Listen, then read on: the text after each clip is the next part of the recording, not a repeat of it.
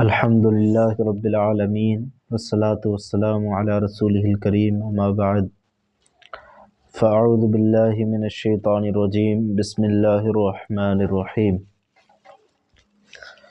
الحمد للہ فاطر السماوات والارض جاعل الملائکۃ رسلا اولی اجنحۃ مثنی وثلاث ورباع یزید فی الخلق ما یشاء ان اللہ علی کل شیء قدیر الخ صدق اللہ مولانا العظیم وبلغنا رسولہ النبی الامین الکریم ونحن علی ذلک لمن الشاہدین والشاکرین والحمد للہ رب العالمین۔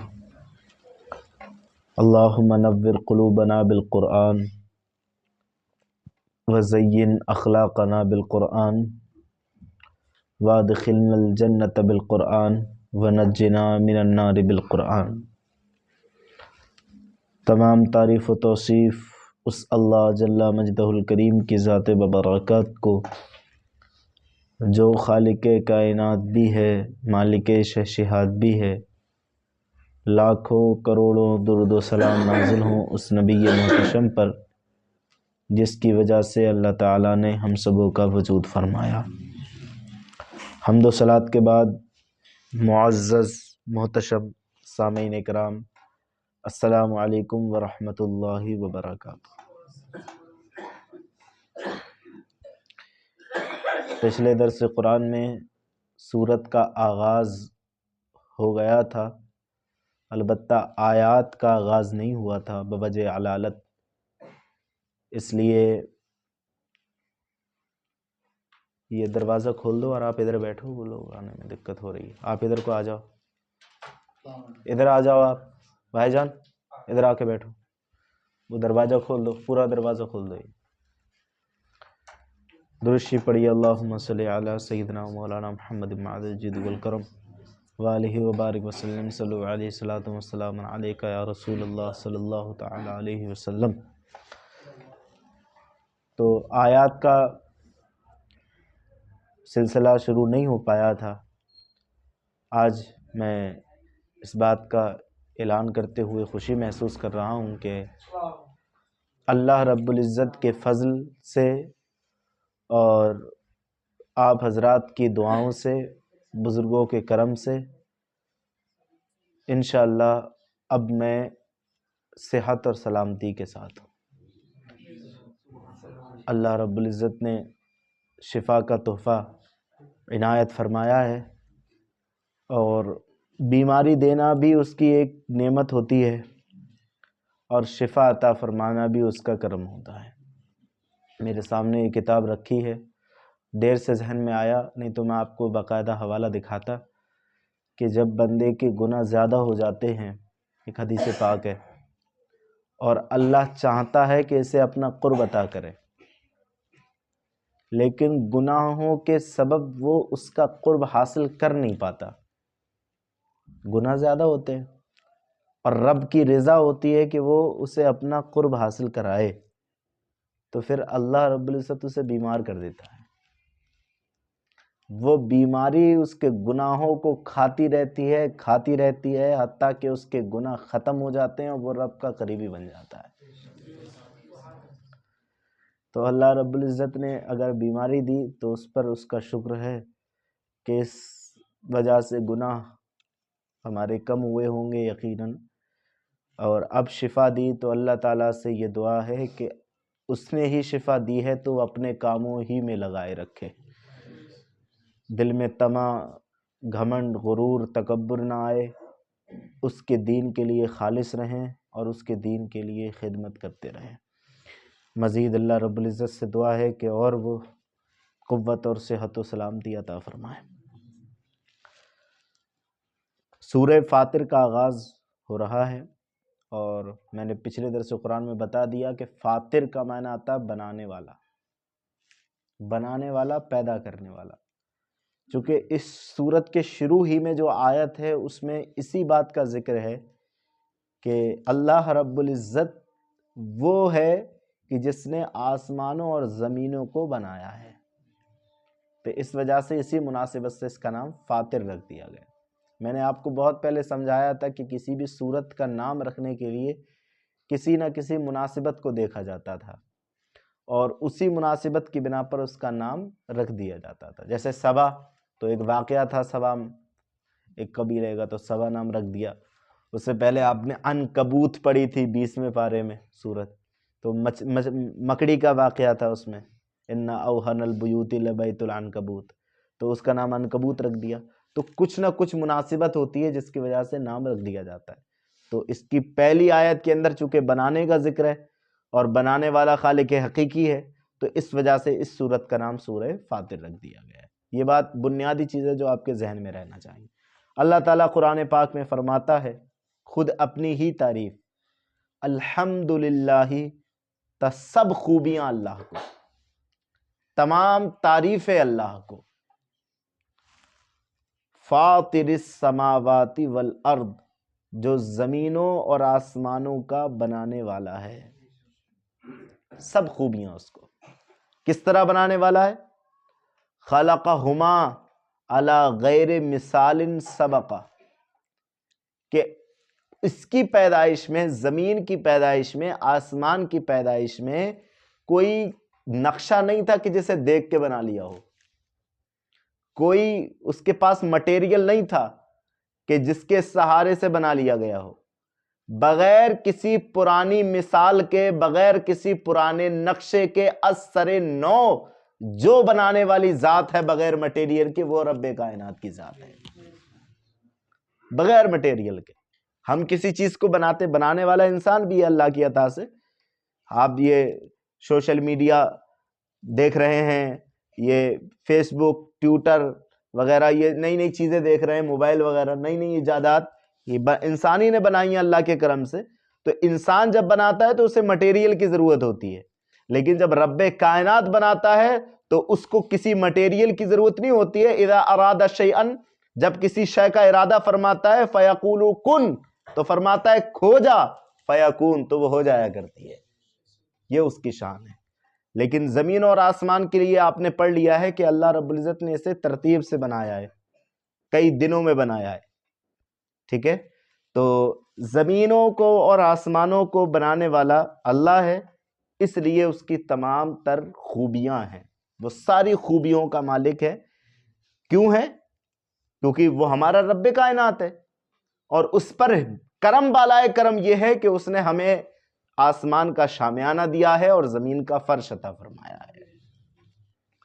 جاعل الملائکۃ رسلا، اور اسی رب نے، اسی رب کائنات نے، اسی خالق حقیقی نے فرشتوں کو رسول کرنے والا بنایا ہے. رسول کرنے والا مطلب قاصد، پیغام رساں، کہ وہ اس کا پیغام اس کے نبیوں تک پہنچاتے ہیں. جاعل الملائکۃ رسلا، فرشتوں کو رسول کرنے والا اس نے بنایا ہے. اور کیسے فرشتے؟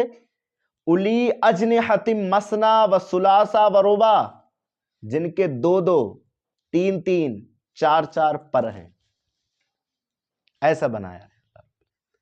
تو اس پر کے تعلق سے علامہ اسماعیل حقی فرماتے ہیں کہ فرشتوں میں پروں کی جو زیادتی بیان کی گئی ہے، کہ کہیں دو دو کی بتایا گیا کہ دو دو پر ہیں، کہیں بتایا گیا کہ تین تین ہیں، کہیں بتایا چار چار ہیں، تو یہ ان کی مراتب کی زیادتی کی بنا پر ہے. یعنی جن کے چار پر ہیں مطلب ان کا مرتبہ زیادہ ہے، جن کے تین پر ہیں ان کا مرتبہ زیادہ ہے ان کی بنسبت جن کے دو پر ہیں. تو ورنہ ایک ہی آن میں آسمان اور زمین کی مسافت فرشتے طے کر لیتے ہیں، چاہے جس کے پر کم ہو وہ بھی زمین آسمان کی مسافت ایک ہی آن میں طے کر لیتے ہیں، چاہے زیادہ ہو. لیکن یہ جو زیادتی اور کمی ہے وہ کس لحاظ سے؟ کہ جس کے زیادہ پر ہوں گے اس کا مرتبہ زیادہ ہوگا. یاد رہے آیت میں فرشتوں کی پروں کی تعداد کا جو بیان ہے حصر یا ذاتی کی نفی کے لیے نہیں ہے. یہ جو دو تین چار کا بتایا گیا ہے تو یہ حصر کے لیے نہیں ہے کہ دو تین چار ہی ہوں گے.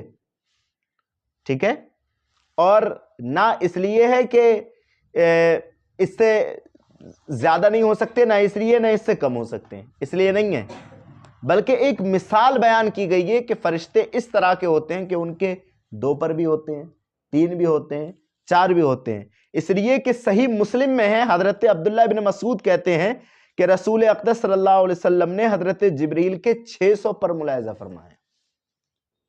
تو اگر اب یہ حدیث سامنے آئے تو کوئی کہے گا بھئی ہم نے تو قرآن میں یہ پڑھا ہے کہ 2 یا 3 یا بس 4 ہوتے ہیں، اس سے آگے کا تو ذکر ہی نہیں ہے، اور مسلم بتا رہی ہے کہ 600 پر ہے، تو آپس میں تضاد آئے گا، ٹھیک ہے، کہ ایک میں 600 کی تعداد اور ایک میں صرف 4 تک کی تعداد۔ تو یہ کیسے ہو سکتا ہے کہ ایک میں یہ ہے کہ قرآن کی آیت میں کہ 4 ہی ہو سکتے ہیں، ایک میں ہے کہ 600 تک ہو سکتے ہیں؟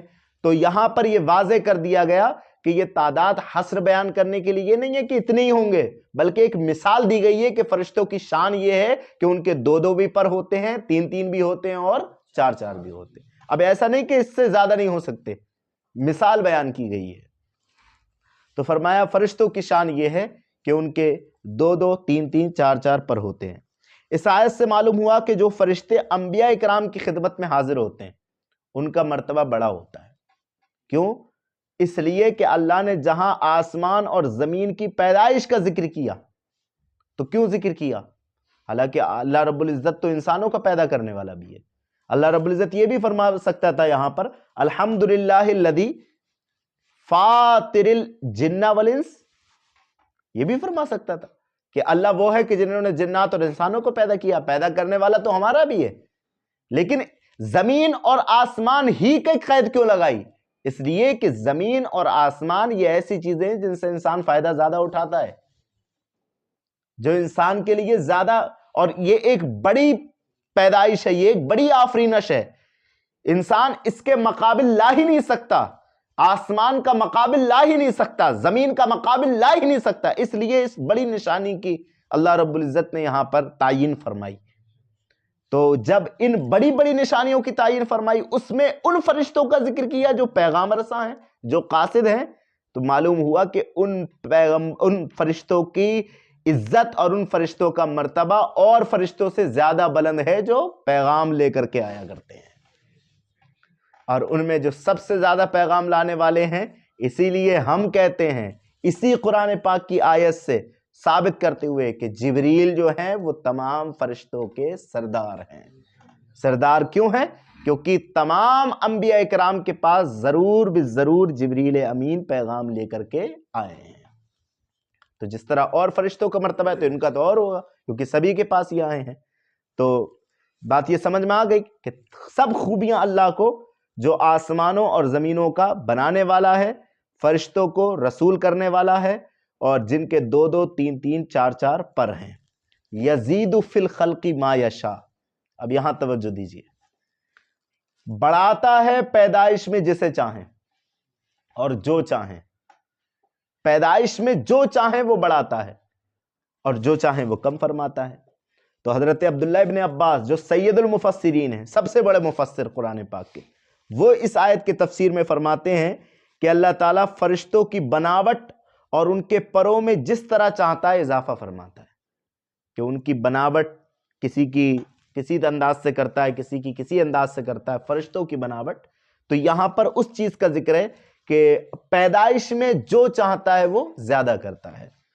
لیکن دیگر مفسرین اس آیت کے تحت فرماتے ہیں کہ ان اقوال کا خلاصہ یہ ہے کہ اللہ تعالیٰ انسانی جسم کی بناوٹ میں، جو انسان کے جسم کی بناوٹ ہے اس میں، یا اس کی آواز کی خوبصورتی یا بدصورتی میں، یا اس کی اچھائی یا اس کی لکھائی، یا اس کی آنکھوں اور اس کی ناک کی ملاحت میں، اس کے بالوں کے گھنگر پن میں، اور اس کی عقل میں، اس کے علم میں، اس کے پیشے میں، اس کے نفس کی پاکیزگی میں، اس کی گفتگو کی حلاوت میں، جس طرح چاہتا ہے اپنی مشیت اور اپنے حکمت سے اضافہ فرماتا ہے۔ آپ نے دیکھا ہے کہ کوئی زیادہ ذہین ہوتا ہے، کوئی کم ذہین ہوتا ہے، کوئی زیادہ خوبصورت ہوتا ہے، کوئی کم خوبصورت ہوتا ہے، کوئی زیادہ اچھی آواز والا ہوتا ہے، کوئی کم اچھی آواز والا ہوتا ہے۔ تو یہ اللہ رب العزت کا کرم ہے، یہ اس کی کوئی اپنی پرسنل کوالٹی نہیں ہے کہ وہ زیادہ حسین ہے تو یہ اپنی وجہ سے ہے، اس کی زیادہ اچھی آواز ہے تو اپنی وجہ سے ہے، وہ زیادہ اچھا چلنے والا ہے تو اپنی وجہ سے نہیں، کوئی اپنی وجہ سے اپنی خوبی نہیں رکھتا، جو خوبیاں جس کے اندر ہے وہ اسی رب کائنات کی وجہ سے ہے۔ تو سمجھانا یہاں یہ چاہا ہے، یہاں بتانا رب تعالیٰ یہ چاہتا ہے کہ بندو غرور نہ کر لینا، تکبر نہ کر لینا، کہ آواز اچھی ہے تو گھمنڈ کر لو کہ میری آواز اچھی ہے. تمہارے بازوؤں میں قوت ہے تو یہ سمجھ لو کہ بھئی ہمارے تو کڑیل بازو ہیں, ہمیں کون ہرا سکتا ہے, ہمارا کون مقابلہ کر سکتا ہے. کبھی نہ سوچ لینا جو کچھ بھی تمہیں عطا کیا ہے وہ میں نے عطا کیا ہے, جس طرح میں عطا کر سکتا ہوں اس طرح تم سے لے بھی سکتا ہوں. دیکھا ہے کتنے توانگروں کو کھاٹ پر پڑے ہوئے دیکھا ہے, کتنے طاقتوروں کو ہم نے دیکھا ہے کہ ان وینٹیلیٹر پہ پڑے ہوئے ہیں وہ لوگ, کتنے خوبصورت آواز والوں کو دیکھا ہے کہ بھاڑ جیسی آواز ہو گئی ان کی, کتنے علم والوں کو دیکھا کہ اللہ نے علم ہی چھین لیا, ان کے پاس کچھ نہیں رہا. تو ہمیشہ ہمہ وقت رب کی تسبیح بیان کرنا چاہیے. مال والوں کو نہ مال پر اترانا چاہیے, علم والوں کو نہ علم پر اترانا چاہیے, زہد والوں کو نہ زہد پر, تقوی والوں کو نہ تقوی پر, بلکہ ہر شخص کو یہ سوچنا چاہیے کہ جو نعمت ہمیں ملی ہے وہ اسی رب کائنات کی وجہ سے ملی ہے. یزید فی الخلق ما یشاء, وہ جس طرح بھی چاہتا ہے وہ مخلوق کی آفرینش میں, اس کی پیدائش میں اضافہ فرمایا کرتا ہے. ان اللہ علی کل شیء قدیر, اور کیوں نہ فرمائے, شانی اس کی یہ ہے کہ وہ ہر شے پر قادر ہے, ہر شے پر قادر ہے. یہ الحمدللہ اس کا ترجمہ اگر صحیح معنوں میں کوئی کر سکتا ہے تو وہ اعلیٰ حضرت کا غلامی کر سکتا ہے, ورنہ اس طرح کی آیتوں سے تو وہ وہابی دیوبندی نے تو فرما لیا اور کہہ لیا کہ بھئی اللہ فرمایا ہر چیز کر سکتا ہے, گویا کہ وہ جھوٹ بھی بول سکتا ہے.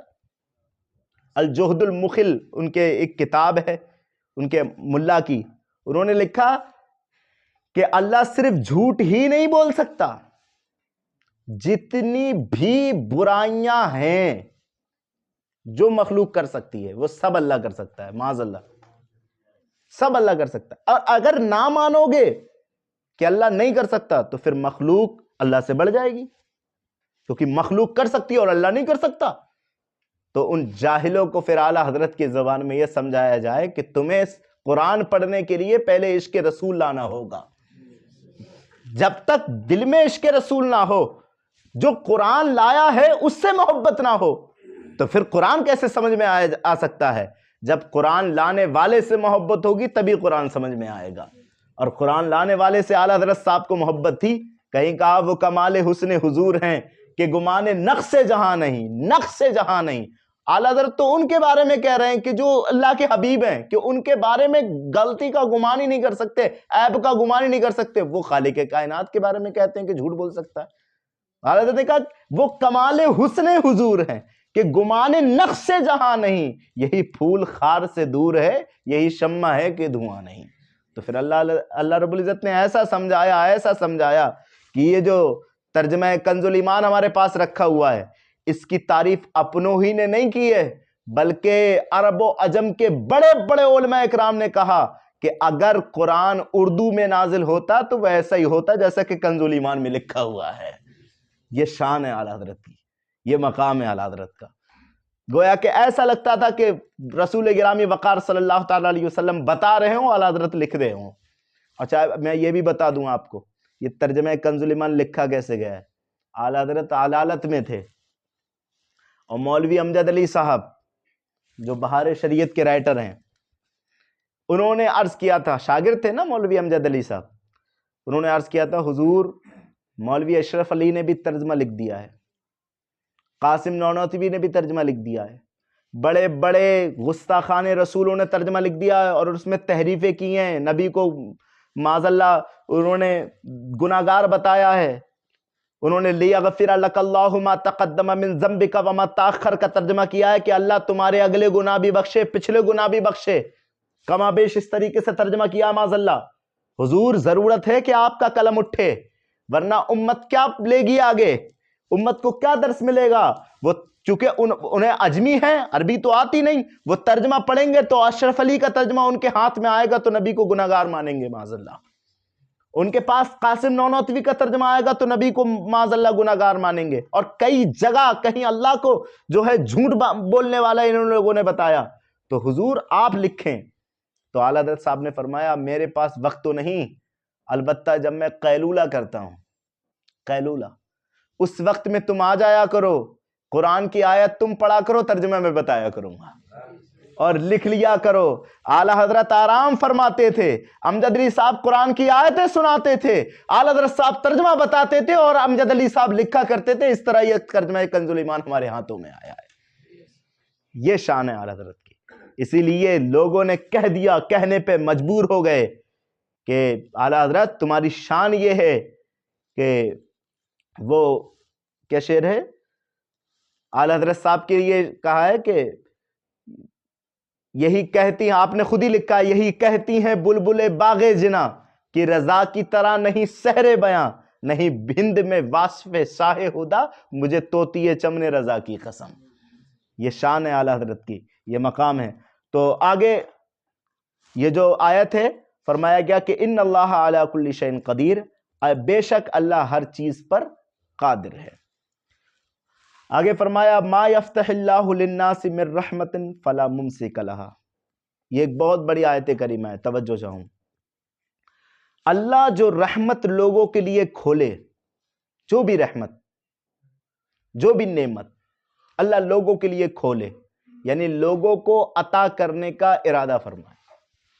اللہ رب العزت جس نعمت کو بھی لوگوں کو عطا کرنے کا ارادہ فرمائے، فلا ممسک لہا، اسے کوئی روکنے والا نہیں ہے، کوئی نہیں روک سکتا جس نعمت کو اللہ رب العزت عطا کرنا چاہے۔ اور سنو، وما یمسک فلا مرسل لہ من بعدہ، اور جو کچھ روک لے اس کی روک کے بعد اس کا کوئی چھڑانے والا نہیں۔ یعنی جو جس کے لیے روک لے اسے کوئی دے نہیں سکتا، اور جسے دینا چاہیں اس سے کوئی روک نہیں سکتا۔ اگر اس آیت پر مومنوں کا پکا اور پختہ ارادہ ہو جائے تو حسد ختم نہیں ہو جائے گا، یہ حسد ختم نہیں ہو جائے گا، یہ دوسروں کے لیے جلن ختم نہیں ہو جائے گی، یہ دل میں جو کڑن جیسی بیماری ہے یہ ختم نہیں ہو جائے گی۔ کیوں ہم دوسرے کی لمبی عمارت دیکھ کر چڑھتے ہیں؟ اگر ہمارا یہ عقیدہ پختہ ہو کہ لمبی عمارت اس نے تھوڑی نہیں بنائی، یہ رب نے بنوائی ہے، کیوں دوسرے کا پیسہ دے کر کے ہم جو ہے اس کے لیے طرح طرح سے ہیلے بازی کرتے ہیں؟ معاذ اللہ حالات یہ بن گئے کہ اب تو یہ علماء جو عاملین سو ہیں، عاملین سو، ان سے تعویذات وغیرہ اور کرانا دھرانا، یہ طرح کے معاملات چلائے ہیں کہ اس کا گھر بڑے ترقی پر ہے، چلو عامل کے پاس جاؤ اور اس سے کچھ کروا لاؤ اور اس کے گھر میں ڈال دو اور اس کا پورا گھر برباد کر دو۔ نہ جانے کتنے لوگوں کی زندگیاں داؤں پر لگی ہوئی ہیں، کتنے لوگ بیچارے دیوانے ہو گئے، پاگل ہو گئے، ان کی زندگیاں خراب ہو گئیں۔ ارے صاحبو یاد رکھو، قرآن پاک واضح طور پر فرما رہا ہے جس رحمت کو جس کے لیے اللہ دینے کا ارادہ فرمائے، ہزار کوششیں کیوں نہ کر لو، پوری دنیا ایک طرف ہو اور اللہ رب العزت اسے دینا چاہے، پوری دنیا مل کر بھی اسے روک نہیں سکتی ہے، مل کے رہے گا اس کو۔ تو کس بات کی جلن، کس بات کا حسد، کس بات کی کڑن؟ لوگوں کے پاس علم زیادہ آ گیا تو وہ علم والے، ارے بھائی علم والوں کو تو شیخ میں پڑھ رہا ہوں جو بخاری شریف والوں کو نہیں چھوڑا علم والوں نے، حسد کی وجہ سے، کہہ رہے اس کے پاس علم آ گیا، صاحب بخاری کا یہ حال ہے۔ ارے ہم سب کے غوث پاک کو نہیں چھوڑا۔ بغداد شریف میں جب آئے تھے تو بڑے سارے لوگ آئے تھے علماء اکرام آپ سے سوال کرنے، لیکن آپ نے ان سب کو زیر کر دیا۔ تو یہ چیزیں جو ہمارے اندر معاشرے میں پھیل گئی ہیں حسد کی، اگر درس قرآن سننے ہم لوگ آئیں اور پھر یہ اپنا عقیدہ پختہ کر لیں کہ رب تعالیٰ جسے دے اس سے کوئی چھین نہیں سکتا اور جس سے چھین لے اسے کوئی دے نہیں سکتا، تو کبھی بھی ہم کسی دوسرے کے لیے حسد نہیں کر سکتے، جلن یا کڑن نہیں کر سکتے ہیں۔ تو پھر سے سنیں، اللہ جو رحمت لوگوں کے لیے کھولے اس کا کوئی روکنے والا نہیں، اور جو کچھ روک لے اس کی روک کے بعد اس کا کوئی چھوڑنے والا نہیں۔ وَهُوَ الْعَزِيزُ الْحَكِيمُ، اور اس کی شان یہ ہے کہ الغالب علی امرہ، وہ اپنے معاملات میں غالب ہے، عزیز ہے، اور حکیم، اور اپنے کاموں میں حکمت والا ہے۔ جو اہل ہے اسی کو دیتا ہے۔ حکیم کس کو کہتے ہیں؟ حکیم اس ذات کو کہا جاتا ہے کہ جو اپنے کاموں میں حکمت سے کام لے، حکمت سے جو کام لے۔ اسے حکیم کہا جاتا ہے۔ تو اللہ رب العزت تو حکیموں کا حکیم ہے، تو وہ اپنے کاموں میں اس طرح حکمت فرماتا ہے کہ اہل ہی کو دیتا ہے، نا اہل کو نہیں دیتا۔ جو اس نعمت کو سنبھال سکے، اس کی رسپیکٹ کر سکے، اسی کو دیتا ہے، ایسا نہیں کہ جو نا اہل ہے اس کو دے دے۔ تو لہٰذا اگر کسی کام کے تم لائق بننا چاہتے ہو تو پہلے اس کے اہل تو بنو۔ جب تم اس کے اہل بنو گے تو یقیناً اللہ تمہیں وہ نعمت عطا فرما دے گا۔ آخری آیت کریمہ، یا ایھا الناس اذکروا نعمت اللہ علیکم، اللہ فرمایا اے لوگو اپنے اوپر اللہ کا احسان یاد کرو۔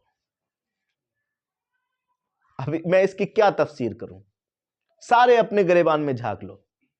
احسان یاد کرو، اللہ رب العزت نے آسمان سے پانی برسا کر تم پر انعام کیا، زمین سے نباتات اگا کر تم پر انعام کیا، اللہ رب العزت نے پودے اگا کر تم پر انعام کیا، سبزیاں اگا کر تم پر انعام کیا، پھل اگا کر تم پر انعام کیا، تمہیں بچے عطا کر کے تمہیں انعام دیا۔ وہ ایک شاعر نے کیا خوبی کہا تھا، یہ سردی، یہ گرمی، یہ بارش، یہ دھوپ، یہ چہرہ، یہ رنگ روپ، چرندوں پرندوں پہ قابو دیا، تجھے بھائی دے کر کے بازو دیا، بہن بھی دی تجھے اور شریک سفر، یہ رشتے، یہ ناطے، یہ گھرانہ، یہ گھر، اور اس پر کتاب ہدایت بھی دی، نبی بھی اتارے، شریعت بھی دی، یہ سب کچھ کیا اس نے تیرے لیے، بتا کیا کیا تو نے اس کے لیے۔ بہت کچھ اس نے بتایا، اللہ کی نعمتوں کو شمار کرایا۔ تو انسان خود غور کرے، یہاں پر کسی بھی نعمت کو اللہ نے گنایا نہیں ہے۔ کیوں نہیں گنایا؟ قرآن حکمت سے بھرا ہوا ہے۔ تو خود سوچ کتنی نعمتیں ہیں۔ ہم بھی نہیں کریں گے اس کی کوئی تفسیر، ہم بھی آگے نہیں بات بڑھائیں گے، بندہ خود سوچے، یہاں سے درس قرآن سے جائیں اور پھر اس آیت پر غور کریں۔ اللہ فرما رہا ہے اے بندو، اے لوگو، اذکروا نعمت اللہ علیکم، اپنے اوپر ہماری نعمتوں کو یاد کرو، ہم نے کتنی نعمتیں عطا کی ہیں، اور اگر تم چاہو کہ شمار کر لو، گن لو، وَإِن تَعَدُّوا نِعْمَتَ اللَّهِ، چاہو شمار کر لو، لا تحصوها، تو اس کی نعمتوں کو تو شمار نہیں کر سکتے، اور چاہو تو انکار کر دو، جھٹلا دو، تو کتنی جھٹلاؤ گے؟ فَبِأَيِّ آلَاءِ رَبِّكُمَا تُكَذِّبَانِ، ہماری کتنی نعمتیں جھٹلاؤ گے، قدم قدم پر ہماری نعمتیں ہی پاؤ گے، ہماری نعمتوں سے باہر نہیں جا سکتے۔ تو فرمایا یا ایھا الناس اذکروا نعمت اللہ علیکم، اے لوگو اپنے اوپر اللہ کا احسان یاد کرو اور اس کی نعمتوں کو یاد کرو۔ حل من خالق غیر اللہ، کیا اس کے سوا اور کوئی بھی خالق ہے؟ حل من خالق غیر اللہ، کیا اس کے علاوہ کوئی اور بھی ہے جو پیدا کرنے والا ہے؟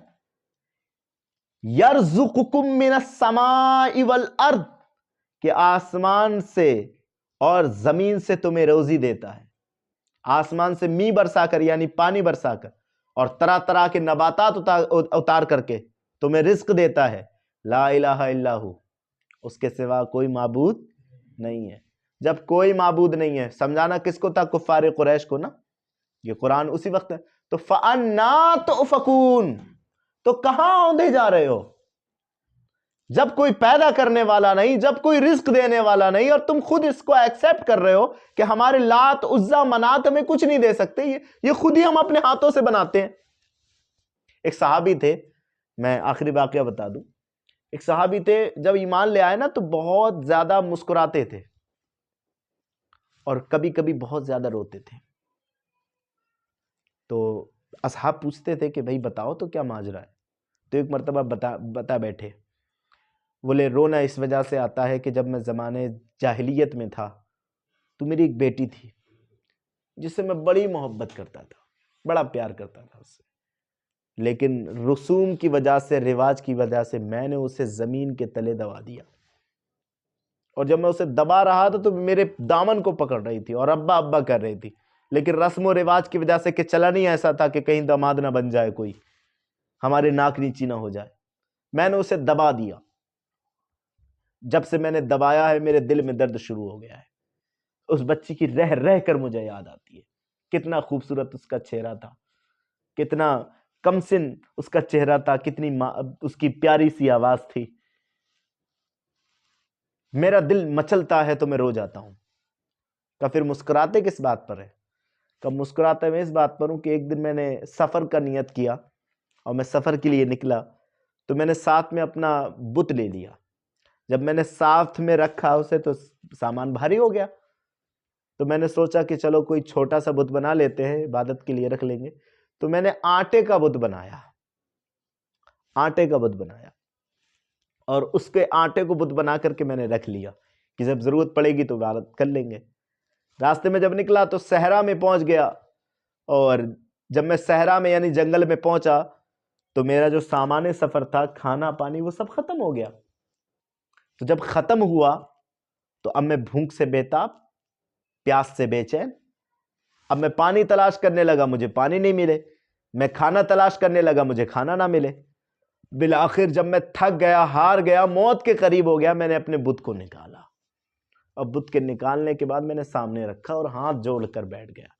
میں نے کہا، اے بت مجھے کھانا دے، میں بھوکا ہوں، مجھے پانی پلا، میں پیاسا ہوں، تیری میں نے کب سے عبادت کی ہے، کب تک میں نے پوجا تجھے، میں نے تجھ سے کچھ نہیں مانگا، ایک عرصے سے جب سے میں پیدا ہوا ہوں میرے باپ دادا نے تجھے پوجا، میں بھی تجھے پوج رہا ہوں، میری ایک عمر ہو گئی، ایک عرصہ ہو گیا، مجھے اب تو دے، آج مانگ رہا ہوں، مجھے کھانا دے، مجھے پانی دے۔ بہت دیر تک میں مانگتا رہا، لیکن وہ کیا دے؟ وہ کچھ دے سکتا ہے؟ جسے خود ہاتھوں سے بنایا ہو وہ کچھ دے سکتا ہے؟ نہ جانے اتنا سا فلسفہ کیوں سمجھ نہیں آتا لوگوں کو۔ تو پھر جب میں مانگتے مانگتے تھک گیا اور اس کی جانب سے کوئی جواب نہیں ملا، کوئی رسپانس نہیں ملا، پھر میں نے اسے پھوڑا، اور پھوڑنے کے بعد اس میں نے اسے گوندا، اور گوندنے کے بعد اس کو میں کھا گیا۔ جب میں کھا گیا تو میری بھوک مٹ گئی، اور جب میری بھوک مٹی تو میں نے سوچا کیسا معبود ہے جو اپنی بھی حفاظت نہیں کر سکتا۔ تو جب میں اس واقعے کو سوچتا ہوں تو مجھے مسکراہٹ آتی ہے، میں ہنس جاتا ہوں کہ میں نے ایسوں کی بھی عبادت کی تھی جو اپنے بھی دفاع نہیں کر سکتے تھے، اپنے بھی بچاؤ نہیں کر سکتے، اس لیے مجھے مسکراہٹ آتی ہے۔